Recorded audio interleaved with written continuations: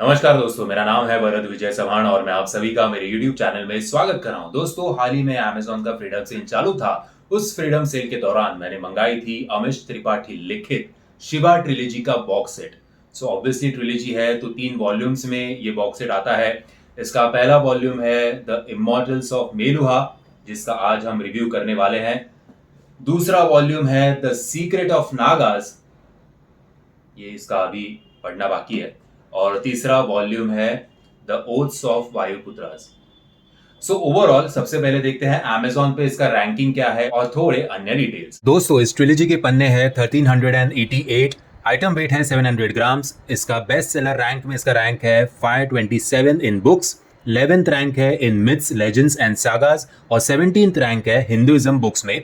Overall trilogy के लिए 593 ratings है, जिसका एवरेज है 4.7 स्टार्स। सो दोस्तों, आज हम बात करने वाले हैं द इमॉर्टल्स ऑफ मेलुहा के बारे में, लेकिन उसके पहले आपको एक जेंटल रिमाइंडर कि इसके पहले जो मैंने शुरुआत की थी बुक रिव्यूज की, वो मराठी से की थी।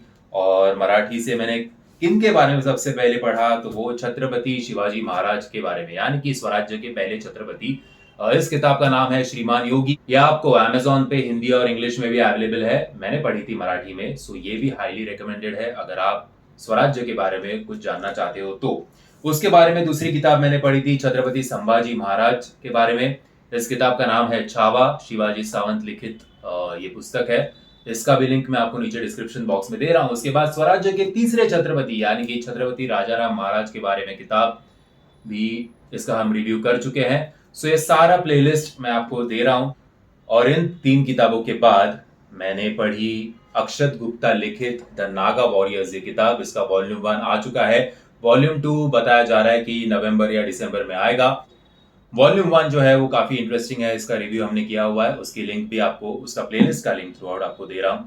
और बाद में अक्षत गुप्ता लिखित द हिडन हिंदू, इस ट्रिलॉजी का भी हमने रिव्यू किया हुआ है।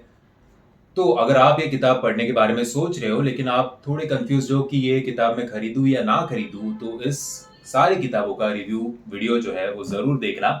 अब आते हैं अमिश त्रिपाठी लिखित शिवा ट्रिलॉजी के वॉल्यूम 1 के बारे में, यानी कि द इमॉर्टल्स ऑफ मेलुहा। दोस्तों, ओवरऑल सबसे पहले देखते हैं कि Amazon का पैकेजिंग कैसा था। बॉक्स सेट भी काफी अच्छे कंडीशन में डिलीवर हुआ था। आप देख सकते हो कि कहीं भी किसी प्रकार का स्क्रैच या प्रोडक्ट डैमेज नहीं है। इसका कवर भी काफी अच्छा है, लेकिन एक नैग मेरे को समझ में नहीं आ रहा। आप में से काफी जन जो पुस्तक के कीड़ा होंगे उनको ये मालूम होगा शायद। अब ये जो 3 किताबें हैं वॉल्यूम 1, 2, 3, ये जब स्टार्टिंग में आई थी तब इस बॉक्स सेट में आराम से जा रही थी। अब जब इसका पहला वॉल्यूम मेरा पढ़ के हो चुका है, उसके बाद ये तीनों बुक्स एक साथ इस बॉक्स सेट में जाती ही नहीं है। एक थोड़ा ऐसे थोड़ा बाहर रहता है, पता नहीं क्यों। शायद जो स्टार्टिंग का इसका बाइंडिंग था वो थोड़ा लूजन अप हो गया है, इसीलिए शायद अभी वो जा नहीं रहा है, ऐसे मेरे को लग रहा है। ओवरऑल किसी भी वॉल्यूम में या कवर में किसी भी प्रकार का कोई डैमेज नहीं है। Very well handled by Amazon। और इसके कवर का डिजाइन भी मेरे को काफी पसंद आया। आप देख सकते हो पूरा रिफ्लेक्शन आ रहा है फोन में। सो ओवरऑल कवर डिजाइनिंग भी अच्छा है और Amazon की तरफ से डिलीवर भी काफी अच्छी कंडीशन में हुआ था। सो अब बात करते हैं शिवा ट्रिलॉजी के वॉल्यूम 1 के बारे में, जिसका नाम है द इमॉर्टल्स ऑफ मेलुहा। दोस्तों, अगर मैं आपसे कहूं कि जिनकी हम पूजा करते हैं, यानी कि हमारे महादेव, शिवा, शंकर जी, भोलेनाथ, रुद्र और काफी सारे नामों से हम उनको जानते हैं। सो अगर ये मैं आपसे कहूं कि हमारे जो शिवा है वो कोई भगवान नहीं है, वो एक आम आदमी है, लेकिन उनके कर्मों की वजह से ही वो उन्हें भगवान का दर्जा दिया गया, तो ऑब्वियसली आप में थोड़ी क्यूरियोसिटी जागेगी कि ऐसा क्या काम किया है इस आदमी ने। तो ये क्या काम है, ये अगर आपको जानना होगा तो आपको ये किताब पढ़नी बहुत जरूरी है। दोस्तों, किताब के कोई भी पन्ने मिसिंग नहीं थे, ना ही कोई डैमेज थे, ना किसी प्रकार का प्रिंटिंग मिस्टेक या प्रिंटिंग जो कभी कभी ऐसे हमें डल दिखाई देता है, 1-2 शब्द, वैसे कुछ भी नहीं था। सो काफी अच्छी कंडीशन में ये पुस्तक जो है वो पब्लिश हुई है।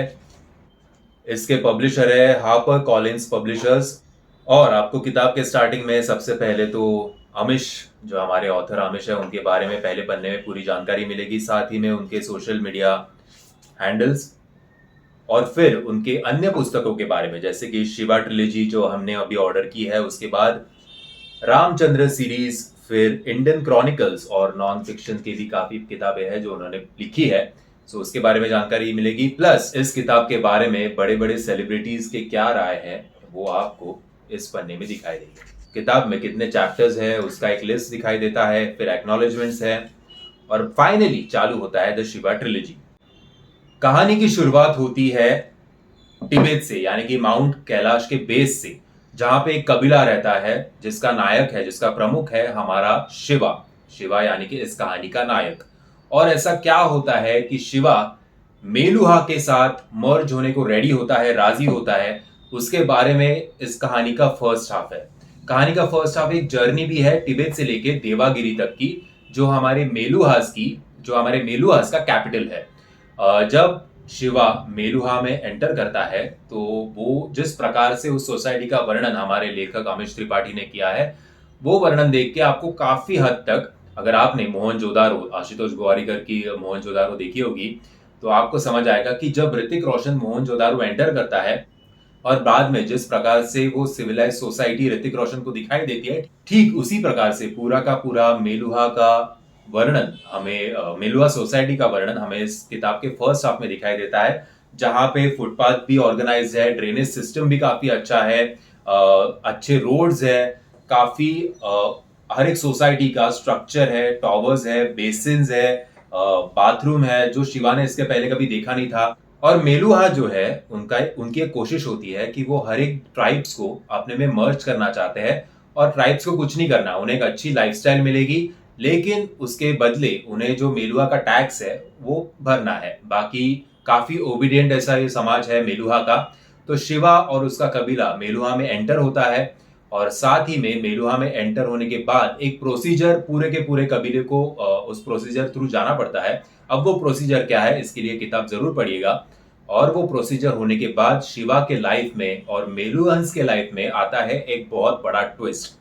अब वो ट्विस्ट क्या है इसका स्पॉइलर मैं अभी नहीं देना चाहता, लेकिन उस ट्विस्ट के बाद शिवा जो है वो कुछ अलग ही लेवल पे चला जाता है हमारे मेलुहास के लिए। उसके बाद इस कहानी का सेकेंड हाफ जो है वो है लव स्टोरी के बारे में। ये लव स्टोरी है शिवा और सती के बीच। मीनवाइल मेलुहंस का जो कुछ लॉज है, जिस लॉज के ऊपर ये पूरी की पूरी सिविलाइज सोसाइटी खड़ी है, उस लॉज के बारे में भी कुछ कुछ शिकायत शिवा को होती है। ना कुछ उसको खटक रहा है, कुछ कुछ चीजें अच्छी लग रही है मेलुहंस की, कुछ कुछ चीजें खटक रही है, और वो उसके राजा को, मेलुहा के राजा को यानी कि दक्ष को, ये साफ साफ मुंह में बोल देता है। सो ये शिवा की लव स्टोरी और इस लॉज को जानने की और लॉज के खिलाफ आवाज उठाने की जर्नी हमें इस किताब के सेकेंड हाफ में दिखाई देती है। और इस किताब का थर्ड हाफ जो है वो एक बड़े युद्ध का है। दोस्तों, ये कहानी है गुड वर्सेस इविल की, ये कहानी है भगवान वर्सेस असुरों की, और ये कहानी है सूर्यवंशी और चंद्रवंशी की, और उनके बीच में फंसे हुए हमारे नायक की, यानी कि शिवा की।